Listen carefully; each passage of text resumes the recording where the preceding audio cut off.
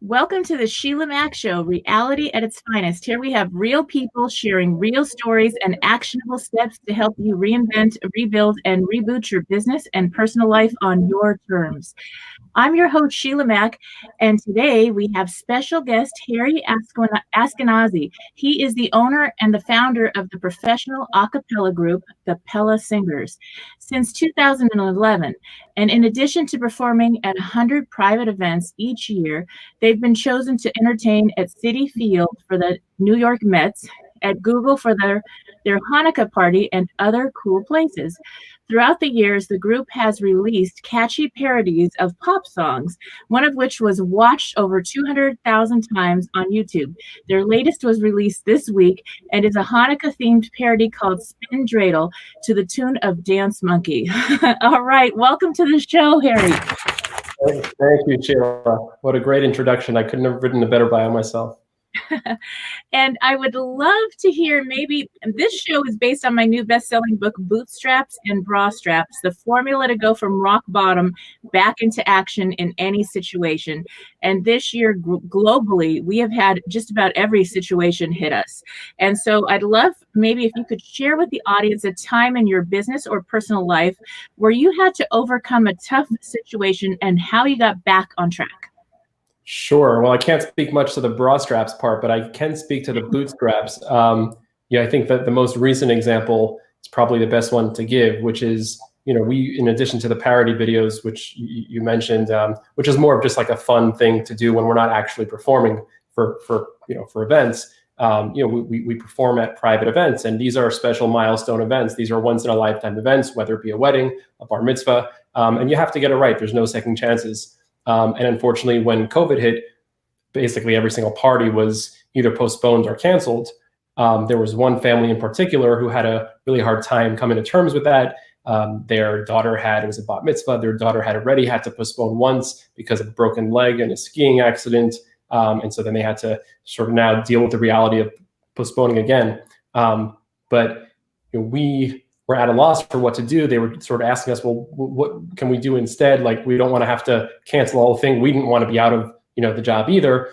We ended up coming up with a creative way to just do it over Zoom, and it certainly wasn't the same, but I think it was more memorable. We couldn't be there in person, neither with the client or with each other, or the singers, but we were able to come together on Zoom. We did a pre-recorded montage video of some singing of the girl's favorite songs. We even incorporated her into the music video that we produced. And then we did a live show on Zoom, which ended up working pretty well. So, it started out as this thing where it's we're all thinking, well, what are we going to do now for the next, and as it became more real, and obvious that it was going to be a long time, what are we going to do for the next year, without any work? And we worked around it, and we thought of different creative ways to still keep ourselves busy, to still offer value to our clients, and to keep the party going, so to speak. Yes, I always have this saying, music is key to the authentic soul, and we need music more than ever in this time. It keeps us happy. It changes our state. I mean, imagine you put on a happy song and you're happy, or a song that brings back sad memories and you're in tears in an instant. And so it's really important to keep those traditions going and to keep some music in our lives, especially now. And as much tradition as we can really helps us. I think that's the value of all our holiday traditions this time of the year, is that we have something that we can hang on to as a community, and that gets us through especially the hard times. And I almost think it was designed to get through the tough times more than the fun, happy times. It's just something that gives us the glue that holds our communities together is these times. And so it's really important. And if you're listening in, it's still, get in contact with your people in your community, or volunteer this time of year, because it's going to make a difference. I know for me, especially when I'm feeling down, I'll go through my phone and I will start messaging people. And I'll be like, let me check in on all my friends. And before you know it, within an hour, I'm having fun and connecting with people. And they're like, oh, I was kind of feeling down today. I needed to connect too. And that's one way to keep this going until we get to the other side, hopefully soon, the other side of this interesting pandemic. Yes. So I would love to hear about your song, and we will be sharing it. So what we'll do, we'll pause and share that, and then we'll come back, but we're not going to really share it on the live. On the live, it'll show up next, and then on the show, we're going to have it, so it'll come right now. So stay tuned, listen in. Here comes our Hanukkah song. So just listen in, and we'll be right back. All right. Okay, so it's going to be cut there, and the song will go in, and then for those still listening. So now we're back, and and so I'd love to hear about that song, Harry. How did you come up with that? Sure. Well, so I guess where it starts really is just this whole concept of coming up with these parody songs to begin with. Like I mentioned, we performed at a lot of live events, but there seemed to be this like abundance of Christmas related songs out there, which admittedly are all great. I think I would say they're my guilty pleasure, but they're really, other than that famous Adam Sandler song from so many years ago, it really isn't much of anything out there. So we said, why don't we make some Hanukkah related songs, jingles, and frankly, the sort of the easiest way we thought to get it out to the masses would be to take a popular song and sort of turn it into a Hanukkah related parody, which we did, I think, first in 2011, 2012, the first time. And then we did one each year for a few years, took a little break in between. This year, it just seemed right? Everyone had a little bit more time on their hands. So that was a good thing. And that's why we came up. Dance Monkey seemed great because it's just a song that everyone I know, would just request it left and right. And I just would always see at parties, people would get up and dance to it. I think it came out a few months before COVID hit. So I got a good chance to see like how people reacted to that song. So that song was pretty obvious to us early on. There's a couple of themes to Hanukkah. There's the menorah, the lighting, the latkes, the jelly donuts, and the dreidel. And we thought, well, we want people to get up and spin and dance. So why not make it a song about spinning and dancing? So we titled it Spin Dreidel. It was clearly a little bit more challenging to film because we couldn't all be together. So we had to, everyone had to record their own video. We sort of had to ensure that, or trust that it would be okay, that their faces wouldn't be, cropped from here up. But we got it together pretty quickly, actually. And everything was just, everyone did their own thing on their own. They recorded audio on their own, which is really difficult. Usually you do it in the studio. Professional is, is editing, is recording you. We didn't have the luxury this time. So, but it came together quite nicely, I thought. Wow. So you have really had a big shift in how you do your music, but it's changed. Now, do you think when things go back to normal, if they ever go back to normal, how you will incorporate some of the new things you've done now to your music and your work? Yeah, well, a good question. I mean, I think the parody videos seem to go over well. So I think we'll stick with that. In terms of whether we'll continue offering virtual Zoom, whatever it may be, shows, I think the preference will certainly be, for in-person parties. But I think there's an interesting opportunity. Say you have someone who is bedridden or sick and they can't have a party in person, or maybe not even like a big party for a kid, but senior citizen, maybe in a nursing home who just wants to celebrate a birthday or an anniversary. I think, there's a whole potential new market out there, a way to get our music and our energy and our joy into other people's, living rooms, literally, as opposed to just only being able to perform for people who have the means to hire us to bring us out to do a big production, right? Because that's the other thing. Not everyone has the means. Well, this, on Zoom, obviously it's a lot easier for us to be accommodating because we could just sort of just flip on a computer and go. So I do think there'll be, not just from us, I think a lot of new markets will open from this, but certainly in this sort of entertainment industry as well. And are you still doing parties now on Zoom, a lot of them, or how is that going? Not a lot, I think, because it took us quite a while to just, warm up to the idea. So we weren't promoting it. And frankly, the first one that came along, I was like, I don't know what we can do. But talking to the people, that's the other thing. Like, I run the company, but the talent is really with the guys and the girls who and the women who work with me.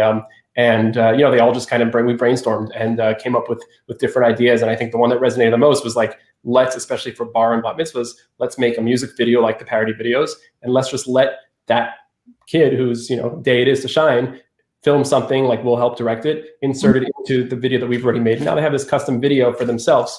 So yeah, now we've been doing more, and it's still not as busy as it was before. I think a lot of people just don't think to do this. But as time goes on and they realize that it's kind of this or not having a party at all, right. I think they're more receptive to the idea. Yeah.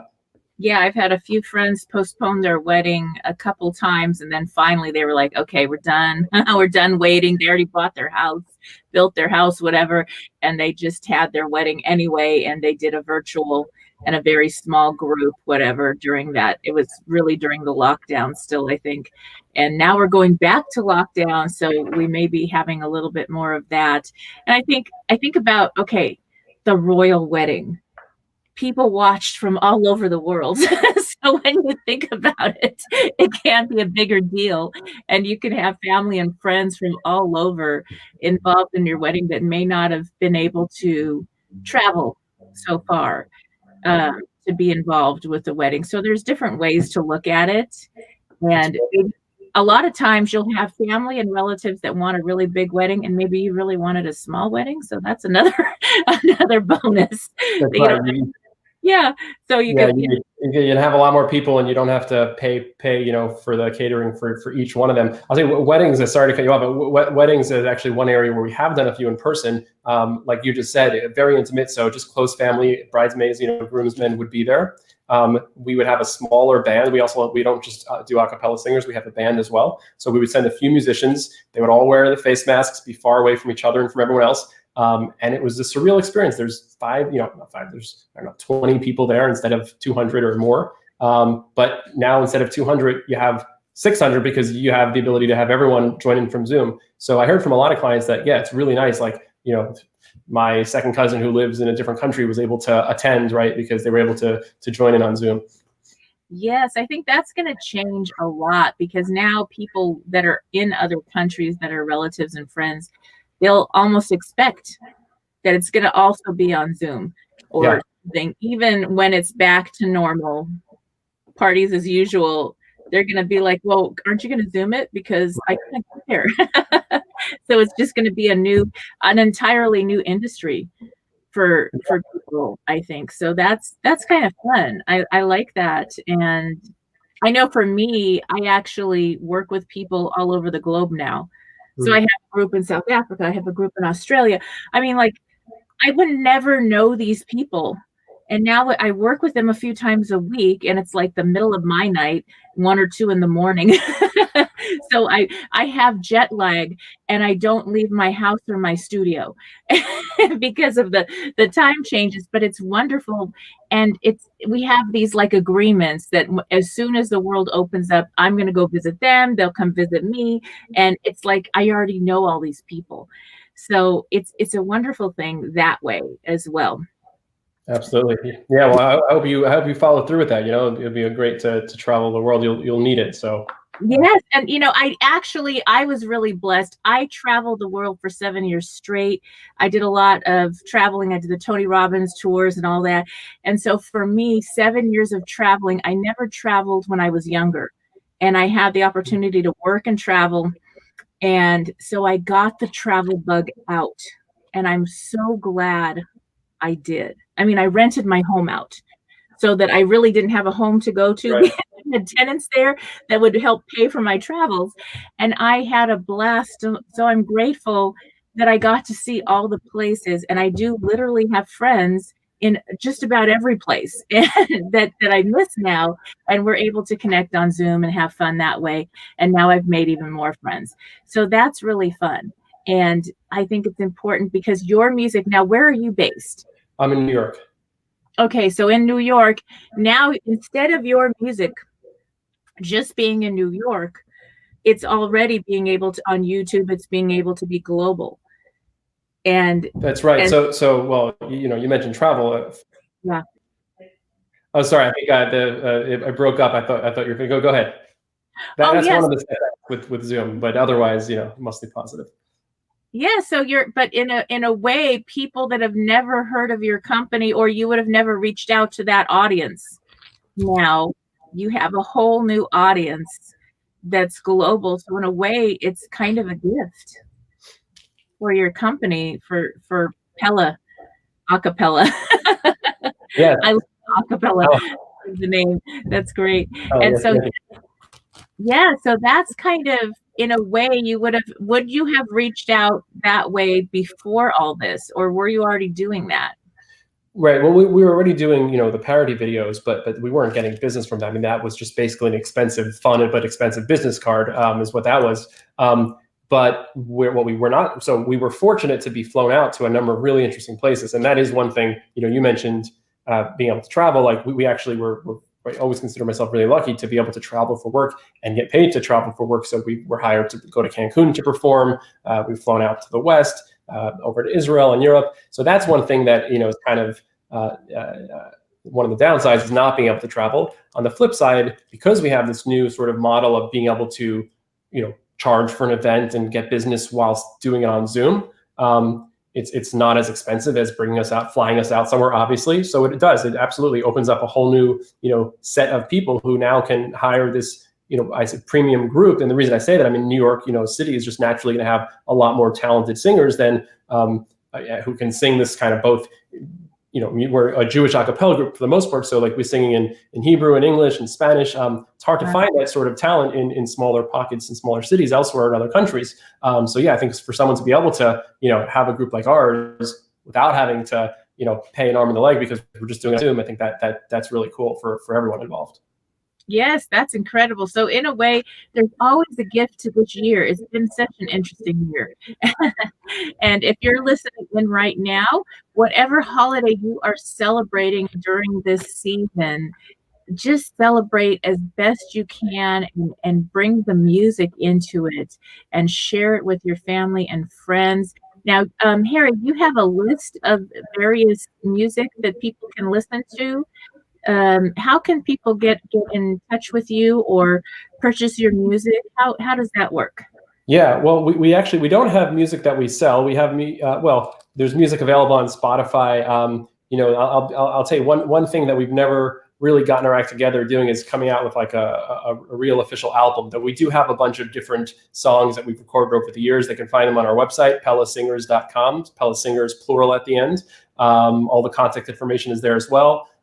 Spotify, Amazon, they just say play music by, I won't say Alexa first because she'll actually start playing it. But if they call that person and say play music by Pella Singers or Pella Productions, Pella Singers is the acapella group that's part of Pella Productions. They just say that, they can hear all of our music that we have available.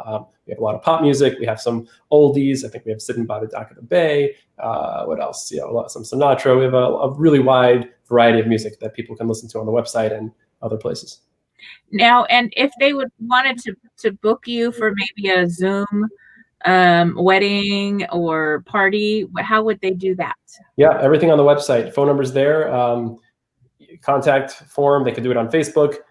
They can do it on any of the social media platforms. But the website, I think, is always the easiest. Maybe that's just me. I guess for the younger generation, not. But yeah, everything's on the website, PellaSingers.com.